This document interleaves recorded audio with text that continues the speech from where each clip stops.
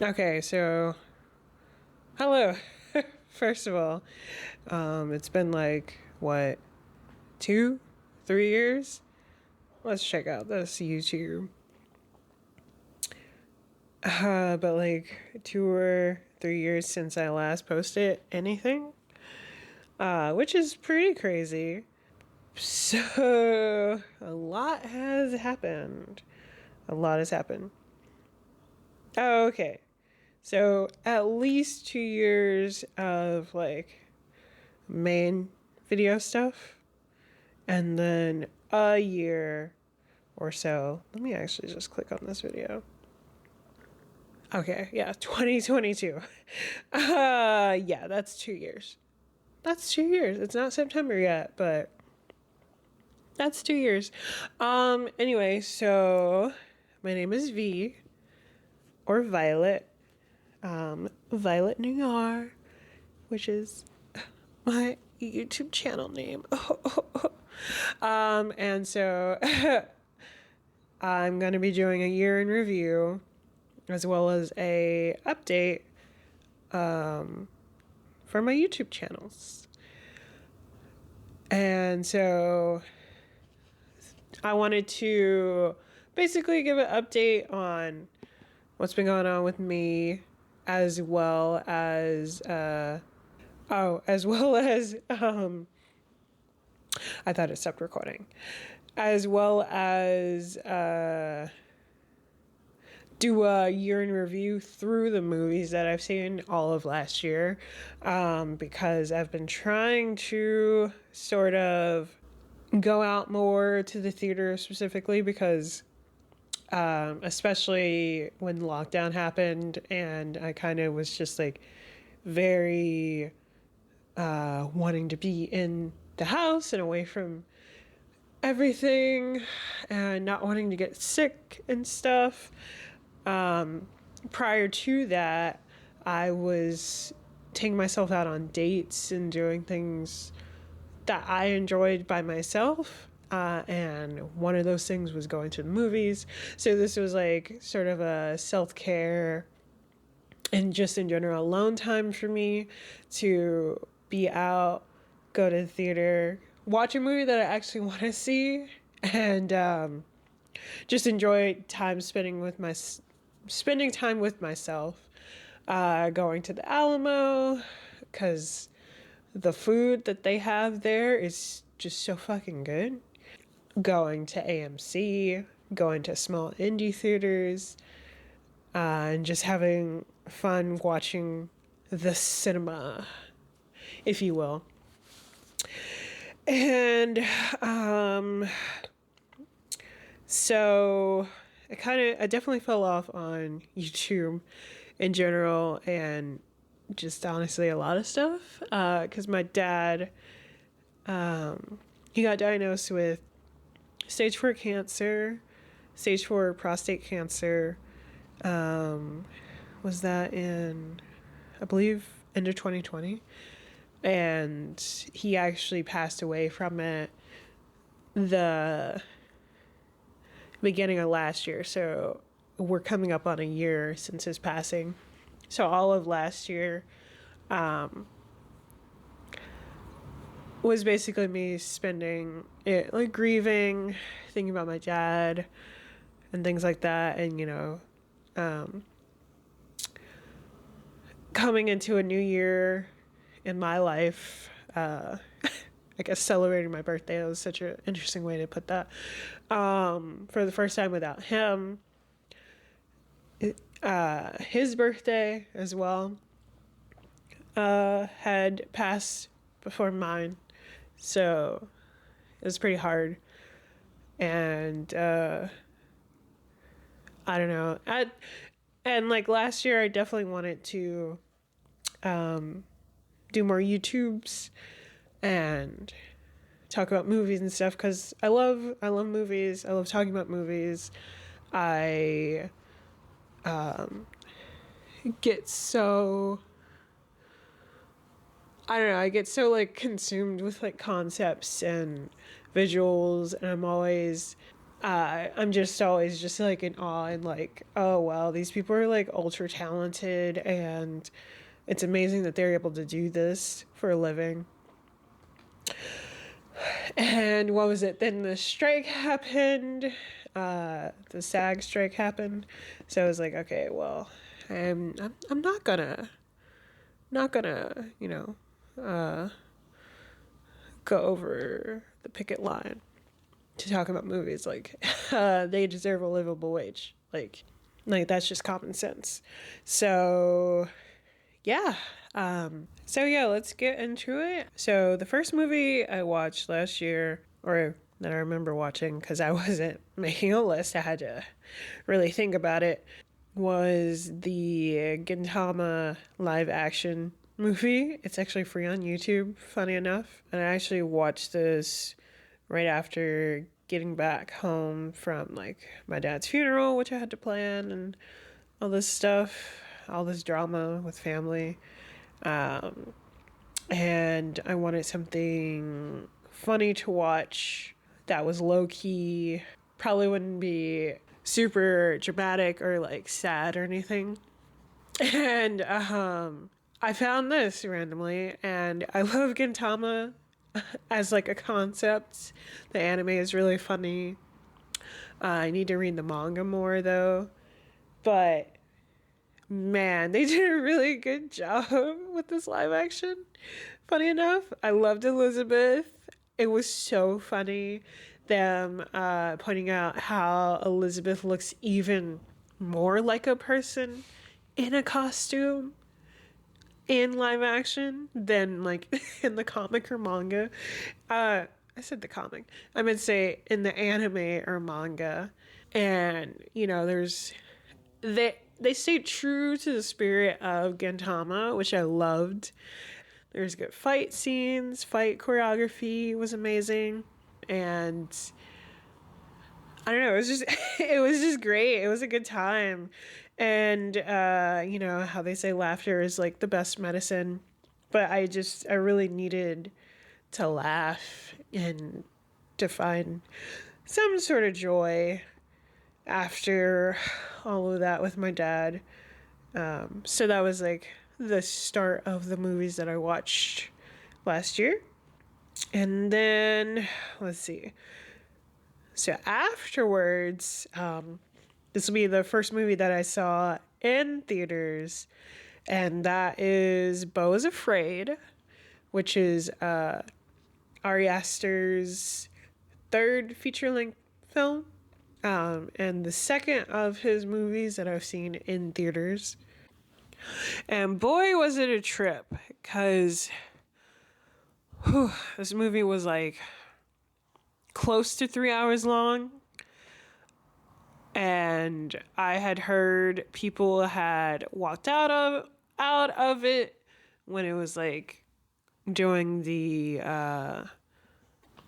film festival circuit. So I came in knowing that the trailer kind of sold me as it being like kind of interesting, visually stunning, and like weird. And Ari Aster called it a comedy of like his movies, so I honestly wasn't sure what to expect. And I definitely was watching it and I was like, oh, I could see people walking out because of this. Oh, I could see people walking out because of this. And like, because I did watch Saltburn. That was like the last movie I watched, I think, of last year, funny enough. And like, just, it's a roller coaster.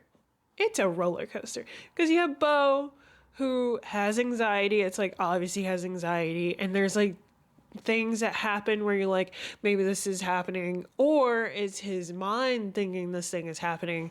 And he's just trying to go see his mom. His mom dies. And then he's trying to go to her funeral, but then he gets hit by a truck. And then this family kind of kidnaps him. And then they got like a house arrest thing on him, so he can't really leave, but then he does leave, and then they send this guy who has PTSD after him to like kill him and capture him because before he left, the couple's daughter commits suicide in front of him, but they think he killed her, I think. And so they're after him. He makes it to the forest. He runs into these traveling theater troupe that does like these shows in the forest, which is kind of fun and random. And like he gets like caught up in that. He like kind of forgets about the guy that's like after him. And then we're kind of just transformed into this other reality where the play becomes reality and Bo is the main character, and he goes on a journey in that reality, which actually this sequence was really cool because it was like a mixture of 2D and then live action. I really like this sequence. But of course the whole time in the back of your head you're like, but there's a fucking guy with guns trying to find him and has his location. He is coming for Bo. And anyway, so so Bo gets wrapped up into the story. We're wrapped up into the story, and he gets reunited with his sons, but then he remembers that he can't have children, and so he doesn't have sons, and then he snaps back to reality. And then the theater troupe gets attacked. Bo escapes somehow and finally makes it back to his home. Finally sees his mom, who died. A chandelier like crushed her head, I should say. So she's headless.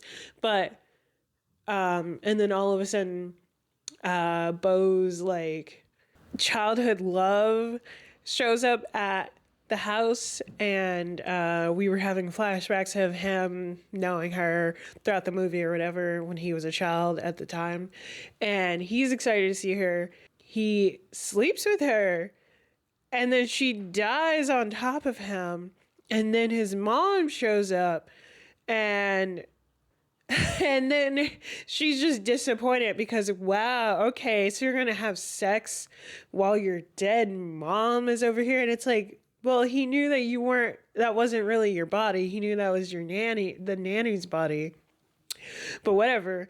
And then he asked her about like whether or not he has a brother and whatever happened to his dad, because he was having these weird dreams that he had a brother. And then she takes him to the attic, and he meets his brother, and he also meets his dad. And guess what his dad is? A giant penis monster with T-Rex arms and a mouth.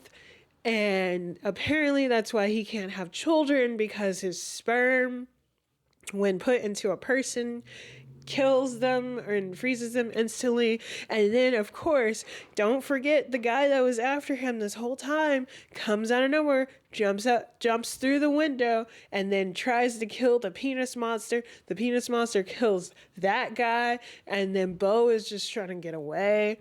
And then he thinks he gets away. And then in the end, he's put on trial. His mom is saying how much Bo has wronged her. And then he tries to escape from that, and then his boat tips over, and we can just assume he dies. And that's Bo is Afraid.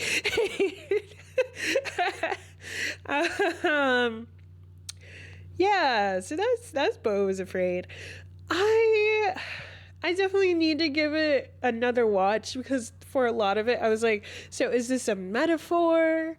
Like, his dad is a literal dick because his dad is just a dick, or is his dad actually a penis monster? You know, like, I was like, do I need to think hard about this? Do I need to like just take everything as it is? Like, what level of like what's going on here? And should I take all of this seriously?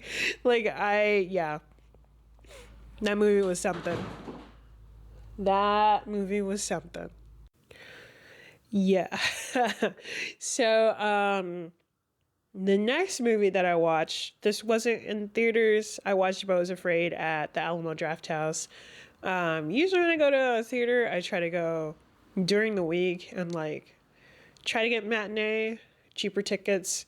Usually no one in the theater. It's perfect for me.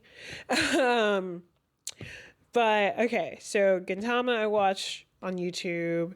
This next movie I found somehow. It's called Beautiful Disaster. It's from the same people who did the After series movies. And for me, it felt like they kind of leaned into the cheesiness of that genre of movie because they really didn't take themselves seriously. At least like it was a lot more funny.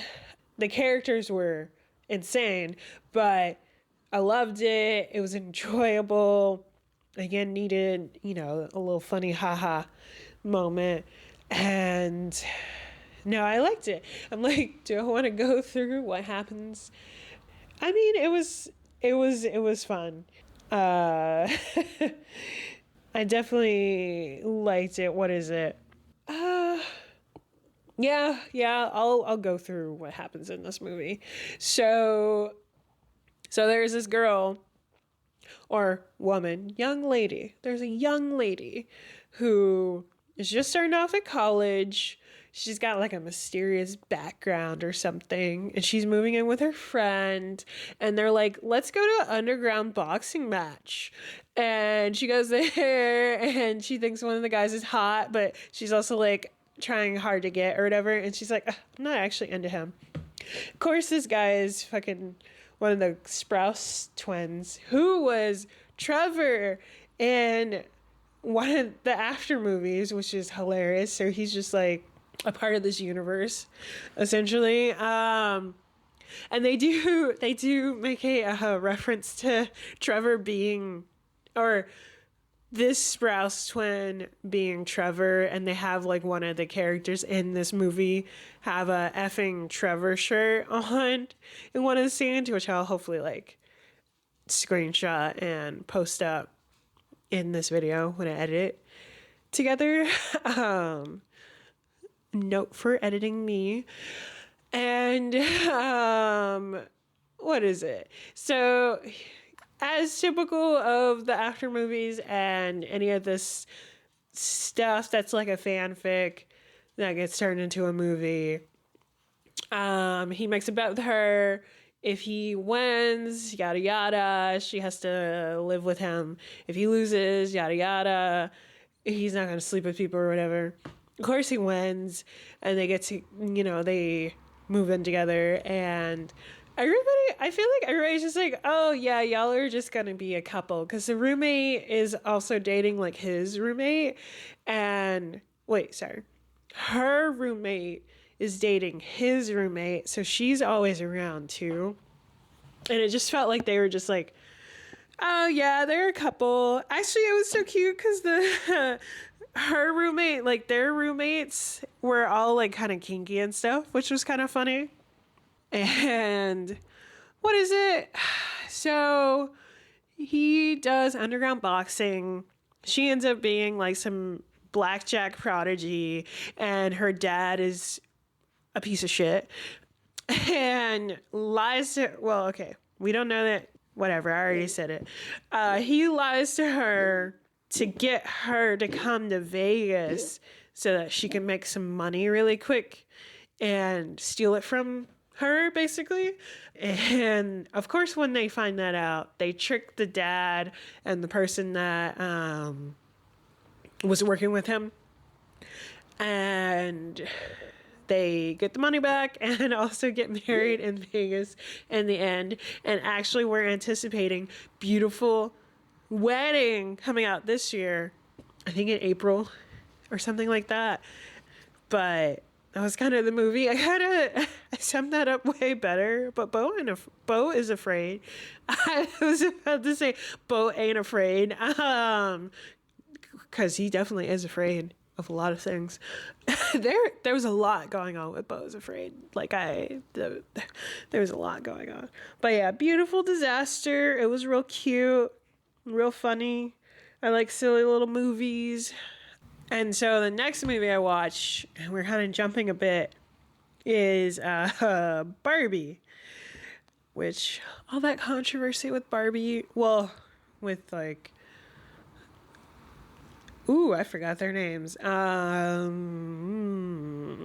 With people not getting Best Actress and Best Director nominations, but apparently they're still getting nominations. And the one that people are upset about not getting Best Actress, she actually wants to get Best Producer, which she is nominated for. And the director has a different. Oh, the director is getting nominated for Best Screenplay Adaptation or something like that. And those are the categories that I actually want to win and care about. So I'm like, this is not as big of a controversy if the people that this controversy is the center of don't actually want those things.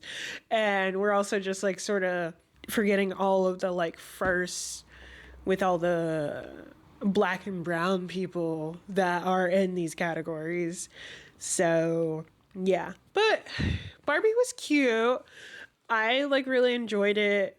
I saw it like a few times because what is it? I saw it on my actual birthday, which movies always have like their premieres technically on Fridays, but they actually come out on Thursdays. And I think that's kind of a remnant of midnight releases, but we don't do midnight releases anymore, which I should look into. What are you doing? Sorry, my cat is doing something. It's like, I mean, it's not even spoopy hours. You're just being crazy. Like, he's just being crazy. God, I forgot what I was saying. Oh, so yeah, I saw Barbie. Oh, yeah, I need to look into why we don't do midnight releases anymore. But I used to work for a theater. I don't think we should ever do that ever again because that's a lot. And I used to be a projectionist, and like there were some shows where I would be done at like 3 a.m. or something. I would be going home at 3 a.m. and that was just like regular screenings because I had to shut down the IMAX projector. And that was just regular screenings. But anyway, Barbie was fun.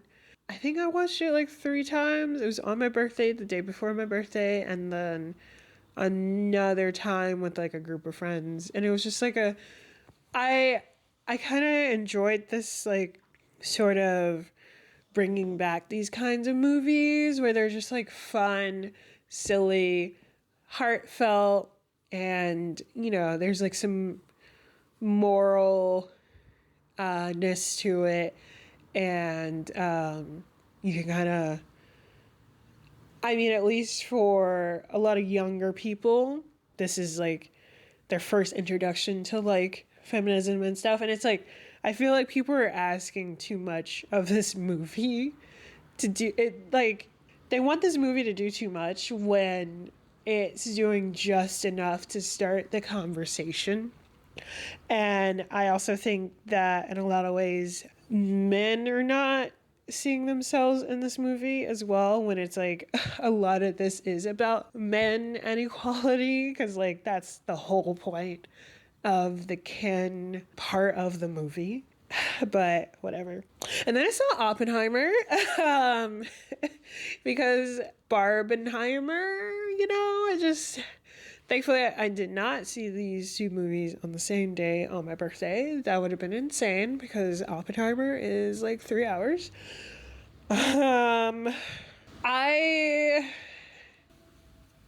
definitely, I liked it. It's so weird to say you like this kind of movie because it's like about what he did and everything, and Hiroshima.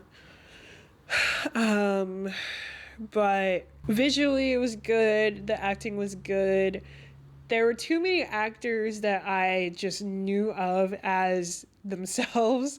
Like Josh Peck was in this randomly, and I was like, huh? Why are you here? So it was like stuff like that that kind of took me out of the movie, where it's like, oh, what? I'm confused. And I'm like, that's Josh from Drake and Josh. What are you doing here? Being in a serious film. No.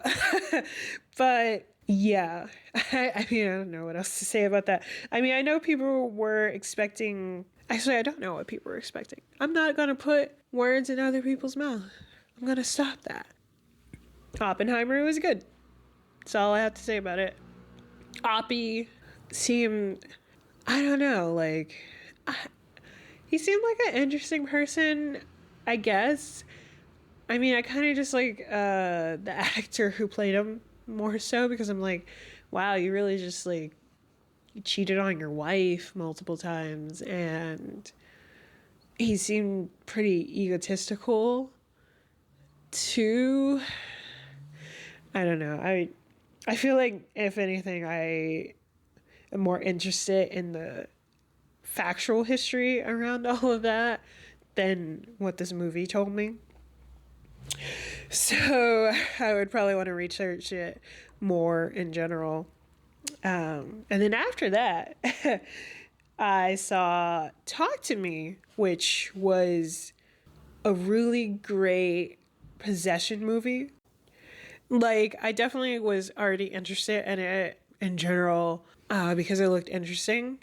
But I've definitely stayed away from possession movies. I mean, I love horror movies in general, but like, there's only so many ways you can do possession.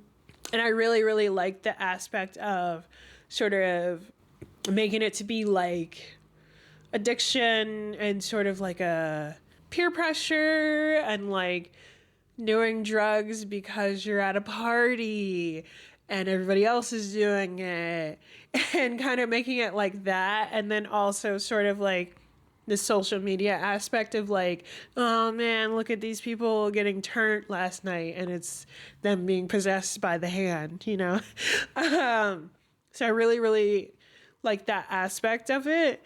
And the core of the story is this woman dealing with grief, and also being kind of like an outsider in a way. Like, she has her friend, and she's sort of attached to the friend's family. Like, the friend's brother likes her more than his own sister, and stuff like that. And she's grieving her mom, who committed suicide, but of course she doesn't believe that her mom could ever commit suicide. And it's kind of implied that she believes her dad did something to her, but in the end we find out that her dad didn't do anything, and she actually left a note. So, but we don't know that until the end. And she decides to go to this possession party with her friend and the little boy. And she does it, and things get pretty crazy. And then later on, they invite the people who had the hand over, and everybody's just doing it. Again, it's just like drugs. And the friend tells her brother not to do it because, he's too young. And we're really, pushing this drug metaphor, so he's too young. And I think the main character's name is Mia, I think. And Mia is just like, oh, no, well, I'm the cool person, so I think you should totally do it. And then the sister leaves, and then the little boy gets possessed, or he doesn't. And all of a sudden he gets possessed by Mia's mom, quote unquote, because at this point, we assume that this is Mia's mom.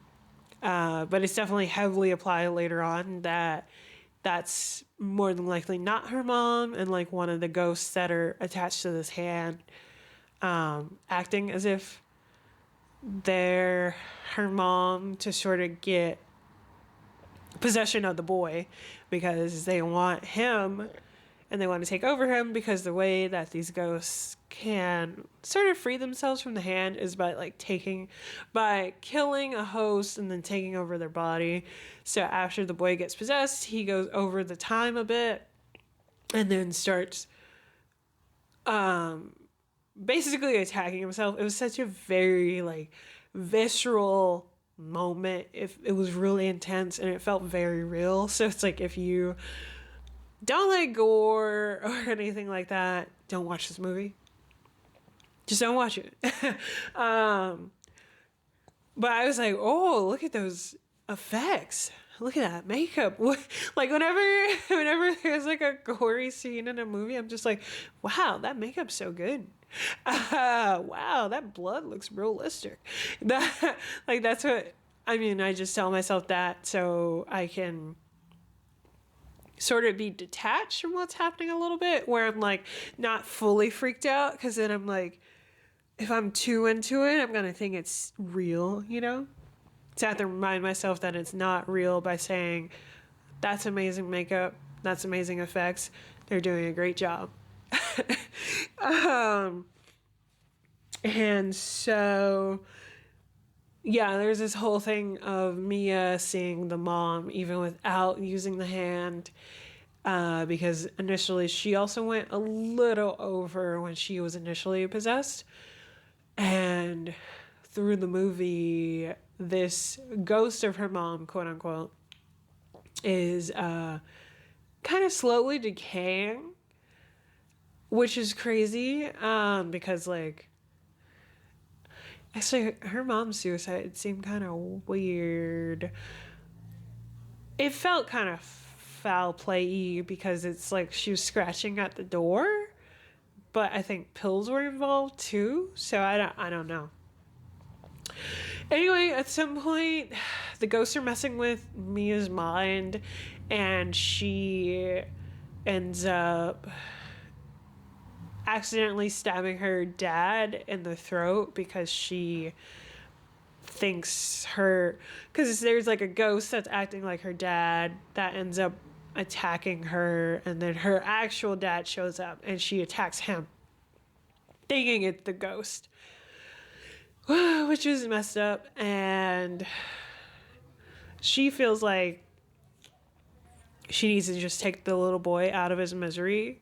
Like the ghosts are trying to convince her because they want him. And she sort of kidnaps him from the hospital, and what happens after that? She takes him to like a freeway, and she's gonna push him out into the ongoing traffic. And it kind of switches, and we see Mia in the middle of traffic.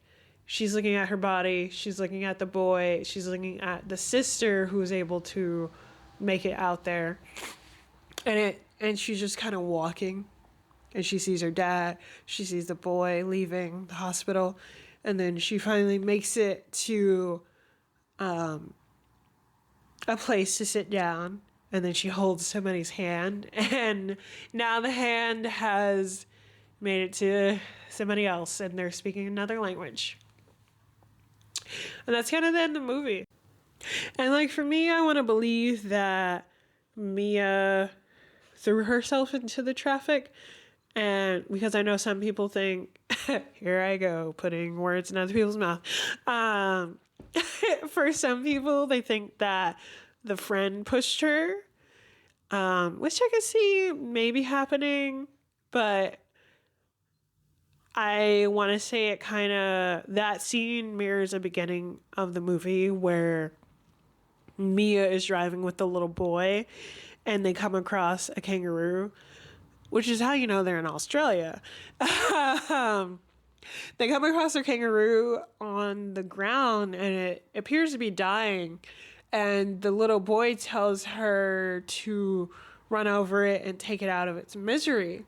But she can't bring herself to do it and drives away from it. And I feel like that scene was foreshadowing her not being able to push the little boy into the ongoing traffic to take him out of his misery, so to speak, and instead sacrificing herself. Or at least that's, what I want to believe, because I'm like, you don't set something like that up and have something later on mirror the same circumstances and not have that be the meaning, you know? I'm like, that's kind of just bad filmmaking in a way. And then after that, I feel like at this point, everything I see for the rest of the year, except for Saltburn, which I saw on Christmas through Amazon, everything else I saw in a theater. So the next movie I saw was Bottoms, which that one was really fun. And kind of what I was saying about Barbie, it's like, I'm just so glad we're doing these like fun, silly movies that aren't like super serious, kind of have like a 2000s vibe, only, you know, we're not talking about people's weight and fat phobia and all this stuff. Like, Jesus Christ. But Bottom is super cute, super fun, very queer. I also can't believe that she ad-libbed this whole scene in the beginning. Like, oh my God. And I have to hopefully edit that scene somehow into this part of the video. I don't want to say it, but we're fucked. You know what? I'm good. Because it's not going to happen for me. If it's not happening here, then it's definitely not happening in Emerson, okay? I'm done trying to sow my damn oats. I'm packing up my vagina and I'm fucking at you. That's the only hope for me. It's me and Mathieu, man. And because he's gay and fearless, he's probably going to fuck me without protection. Then I'm going to get pregnant. We're going to have to join a church. He'll be the gay pastor. My whole life's fucked. And yeah, sure, his sermons are good, but everybody knows he's fruity. Everybody knows he's fucking fruity. By the way, our son Hezekiah hates us because he knows we're both positive. We try to make it work for him, but he's not happy. And yeah, guess what? The deacon's fucking the evangelist, man. He's fucking the evangelist. I don't want to live like that. Will you come and visit us on Sundays? Please, will you come and visit us on Sunday? But yeah, apparently she ad-libbed that, like, the whole time. And the fact that the other woman didn't, like, crack at some point, because that felt very ridiculous. And just, like, a stream of consciousness and so hilarious. Like, I would have laughed. But yeah, Bottoms was fun. Very much a gay Fight Club movie set in high school. And always, like, whenever I recommended it, when it was in theaters, I would just say, like, they really commit to the Fight Club part, because, you know, there is, like, build up, and it's also just, like, a little surreal, because, like, the high school doesn't feel real. Like, all the football players are, like, always wearing their football uniforms. Their teacher is reading porn in the classroom. Like, it's, like, really silly and really fun, and I really liked it. And then so after that, I saw Stop Making Sense, which is the Talking Heads concert movie. I want to say the concert initially happened in the 80s.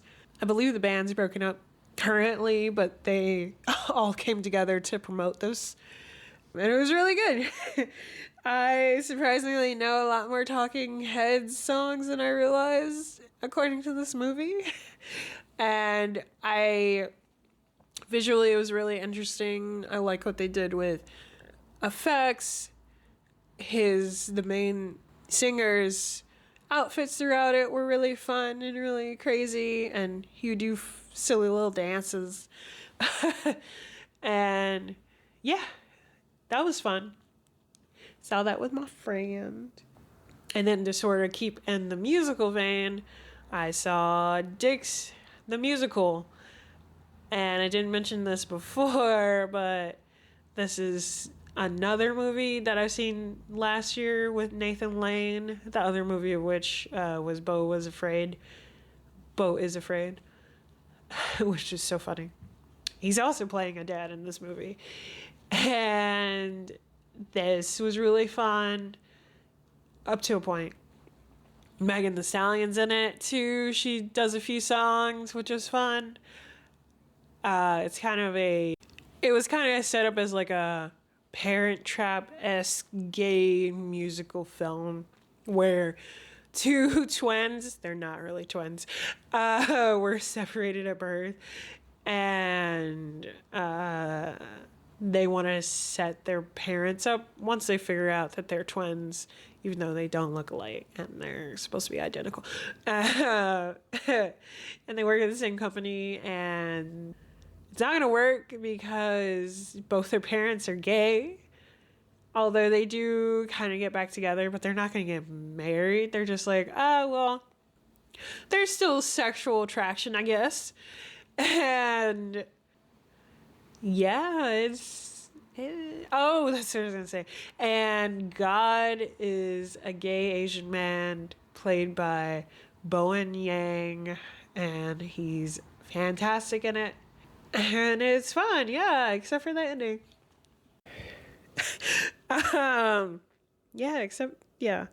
No, that ending was, at some point I didn't know where they were going, and then it felt like they were like, all right, yeah, we don't know where we're going either. And then there's twincest, and then they get married to each other, and that's the end of the movie. Yeah. I liked it except for that ending, basically. So I would watch it up to that point. Yep. So then after that, I saw a haunting in Venice. It's a Hercule Poirot movie starring and directed by Kenneth Branagh. And it's the final, I believe it's the final of his Hercule Poirot movies, because he did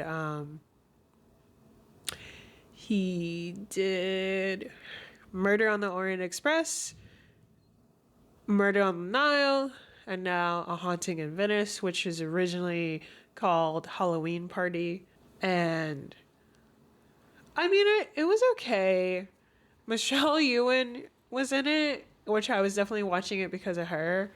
But then, spoilers, she dies.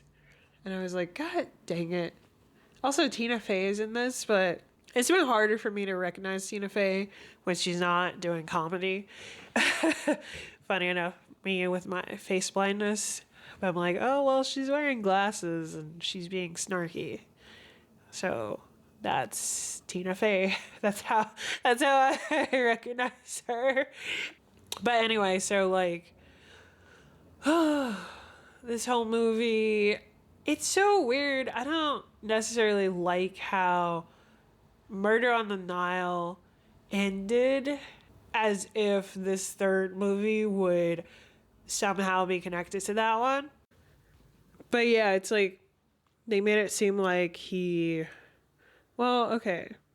Now I'm rethinking it because I'm like, oh, well, did he shave off his mustache at the end? His ugly, ugly, awful mustache to make it seem like he was giving up being a detective. And so, but then why would he have the mustache in this movie if he was in retirement? Nope, doesn't make sense. It doesn't make sense. And I swear I will finish my hour-long Hercule Poirot movie where I am suffering through... Well, okay, I'm not suffering through his Hercule Poirot movies. I just don't look at his face because his mustache is hideous. And Hercule Poirot has a fabulous mustache. And that one is hideous. Okay. I get into that in that video and I will finish it. Hopefully. I don't think I'll add this movie to it. No, I'm not. I might do a separate one. A separate video from this where I talk about it, but probably not. But anyway, so Death on the Nile kind of ends with him revealing himself by not hiding behind his mustache and sort of getting with his love interest, or at least saying he's ready to be with someone. And then this movie happens and F all that, he's in Venice now and alone, and he has a mustache. So whatever happened there, I have no idea. Tina Fey, his American friend, comes by. He's in retirement. She's trying to coax him out of retirement, basically, and comes up with a whole scheme with Michelle Yeoh's character. All this stuff.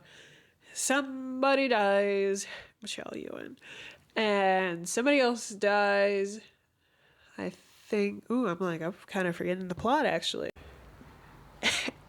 And he solves the case, whatever. And he goes out of retirement, even though it's like, whatever. I don't want to think about it. I like the film though. I will say I liked it. I love I love murder mysteries, and Agatha Christie is a good writer. This is based on one of her stories, so of course it's like pretty good and entertaining, so I won't fault him for that. I will fault him for that awful mustache. And that's it. We're going to keep it moving. We're kind of coming into... we're nearing the end of the year. And so at this point, I saw Renaissance with my friend to kind of go with a music theme, I guess, of this year. Because I saw Stop Making Sense, Dix the Musical, and now I'm also seeing Renaissance, and that was amazing. She's a brilliant performer. The visuals were stunning. I know that if I actually went to the concert, I wouldn't have taken in as much as what was shown in the movie. So I'm glad the movie exists, and it was good. The next movie I saw was The Boy and the Heron, which is a Miyazaki film. I saw the dub, not the original Japanese with subtitles, which, you know, some people might, here I go again, putting words in other people's mouth. Some people don't like, you know, it's always subs versus dubs, and I was kind of interested to see Robert Pattinson's, wow, I don't know why I just messed up his name like that. Robert Pattinson's voice acting as the Heron. Because when I initially heard him, I thought he was Willem Dafoe. And Willem Dafoe is in this movie, but he's not playing his character. Either way, watch the movie. It's so funny because someone described this movie as similar to Grave of the Fireflies. And I definitely watched it and I was like, this is not the same movie. This has nothing to do with Grave of the Fireflies. Like, what are you talking about? Have you seen Grave of the Fireflies? Like, this movie is definitely way more like Spirited Away. In a way. Because the son... No. The main character loses his mom in a fire. That's like the very beginning of the movie. And it kind of time skips a little bit, like 3 years. It jumps a little bit 3 years later. His dad is getting remarried to her sister. So his dad is marrying his mom's sister. And she's pregnant. So that was like a weird, unexplained thing, because it's like, huh? So you used to be my aunt, now you're my mom? What's going on? And the boy is like maybe 10. Anyway, so magical stuff happens. He gets taken to another world, all because he's not accepting his aunt, who's now his mom, as his mom. And it's like, that's just weird. Why did the dad, what? Like that plot right there was weird. And in the other world, we do see one of the, I guess, housekeepers in a younger form. We also see his actual mom as a girl. So he does get to like meet his mom again, which is really cool. And there's also these like really cute bird soldiers. I mean, I thought it was cute. They were kind of murderous though, and also these like cute spirit things. And I wouldn't say it was a good time, but it wasn't Grave of the Fireflies sad. But it was, you know, it was definitely full of whimsy. It was just so weird. Like, why would the dad remarry his sister-in-law? I'm not gonna get over that. Overall, it was visually stunning, though, and you know, it's a Miyazaki film, like him, not his son, but him. So I did like it overall, at least. And so after that, I saw The Color Purple, another musical of the year. Wow, I really did see a lot of musicals or music-related things. And for me, and I'm going to make a video about this, comparing this movie to the book and the original movie that came out in the 90s, because I actually haven't seen that movie, which I know, oh no. I mean, you're not going to take away my black card. I'm black. It's Black History Month. But I did watch that movie because it felt very just sad, and I didn't want to see abuse on screen like that, you know, at least when I knew about it growing up and when my parents were still living together. Like I was seeing my mom getting physically abused by my dad. So it felt too close to home growing up.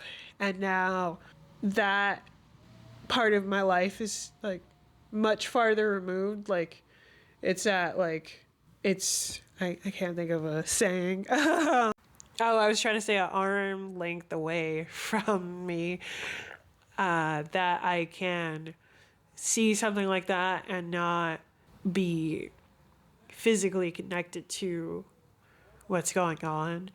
So I'm definitely more interested in reading the book, watching the movie, the original movie, because I did like this. And I was like, okay, so if this hits the same plot points as the initial movie does, then I can handle it. And for me, the fact that people didn't realize that this was gay when it's like, no, they were gay in the book. And even though I haven't watched it, more than likely also gay in the original movie. So y'all just weren't paying attention. And it's like, this was such a very good Christian kiss that happens, like very like conservative kiss that happens in this movie. I was like, that was like the tamest thing they could have ever did. And y'all were walking out of theaters because of that. Like y'all are just, and it's like we barely get sapphic movies like that in general, and we really don't get black femmes who are older as love interests in sapphic media like that either. So it's like it's like, you know, really just getting crumbs over here. But I liked it.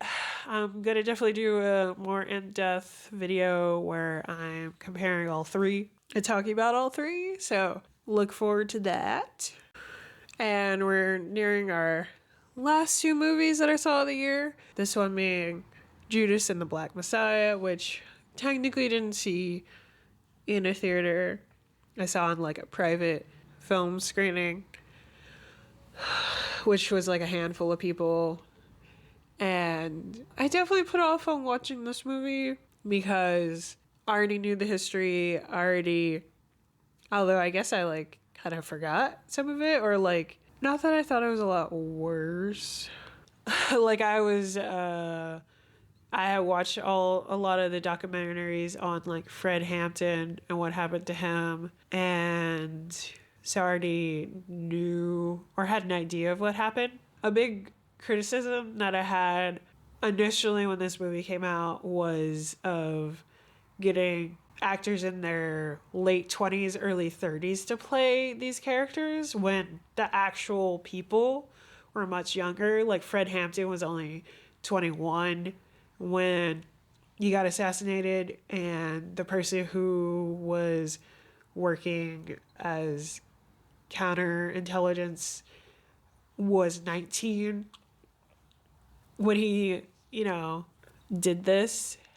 And I mean, I do realize that this movie probably wouldn't have gotten made if not for them being in it. So I get it. But I feel like with younger actors, it really just shows how afraid the government was of this young person rallying people together, and just shows the importance of like what actually happened, because they really just, killed this really young guy, and that was my whole thing. But I think the movie still did a good job of telling us what happened. They used real footage of the guy who sold him out later on in the movie, when he does an interview where he admits to what he did, where after which it got aired, he actually killed himself. He ran into traffic from the guilt, even though, of course, in an interview, he's like, oh, I didn't feel guilty about nothing. And it's like, yeah, okay. But yeah, I think they did a good job. And I really hate J. Edgar Hoover because he was just so afraid of a black messiah, quote unquote. Like, he didn't want another MLK, essentially. And that's why he created the counterintelligence and all this stuff to sow antagonism towards between different groups, so that we can all come together and essentially not overthrow the government, but like make our communities better, do what the government wasn't doing, stuff like that. And also, a lot of the Black Panther stuff was like pretty pro-communism. So this was during a time when the government was way more anti-communist. So they really were just trying to get rid of it. That too, which sucks. But yeah, it was a good film. And finally, we're coming to an end with Saltburn, which I saw on Christmas, which is so funny. I definitely came into Saltburn wanting it to be so many things. Like, my murder mystery mind was just trying to solve everything, trying to figure out how he was going to get caught and things like that, when not realizing, oh, he's just going to get away with everything. Oh, okay. And people were kind of saying, again, here I go using other people, that a better movie would be The Talented Mr. Ripley. And I'm like, oh, that's one of the movies I haven't seen.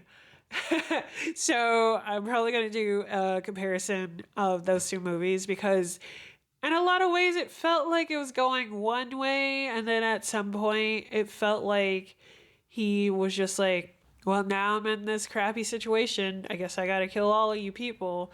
And it's like, did you really have to kill all of them? Did you? I don't know. I had higher expectations, and lowering them near the middle of it, I think, helped me just be like, oh, this is just vibes. Okay, we're just on a little ride. Okay. So with low expectations, I did enjoy